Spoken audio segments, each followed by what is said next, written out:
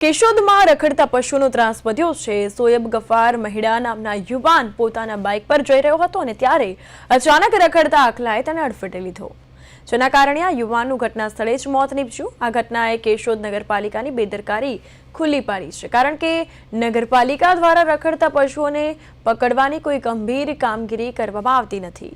કેશોદમાં રખડતા પશુઓનો ત્રાસ વધ્યો, બાઇક પર યુવાનને આખલાએ અડફેટે લીધો।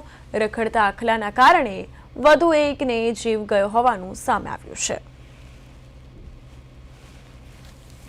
આજરોજ કેશોદમાં ખૂબ જ દુઃખદ ઘટના ઘટી।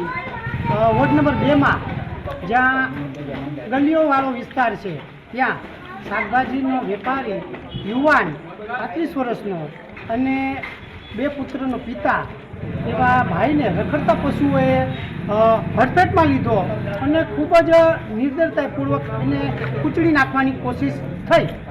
આના હિસાબે આ યુવાન આજરોજ આપણી વચ્ચે હયાત નથી। છાસવારે ઘણી વખત આવા બનાવો કેશોદમાં બનતા જ રહે છે।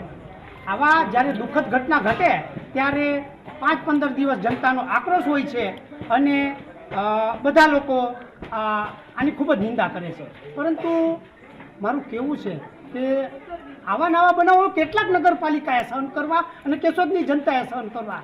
મારી તો સ્પષ્ટ એક વાતની ચેતવણી છે કે નગરપાલિકા આની જિમ્મેદારી લઈ મૃતકના પરિવારને થાય એટલી આર્થિક મદદ કરે અને આ જો ન કરી શકે તો નગરપાલિકાના પ્રમુખ રાજીનામું આપે રાજી ખુશીથી।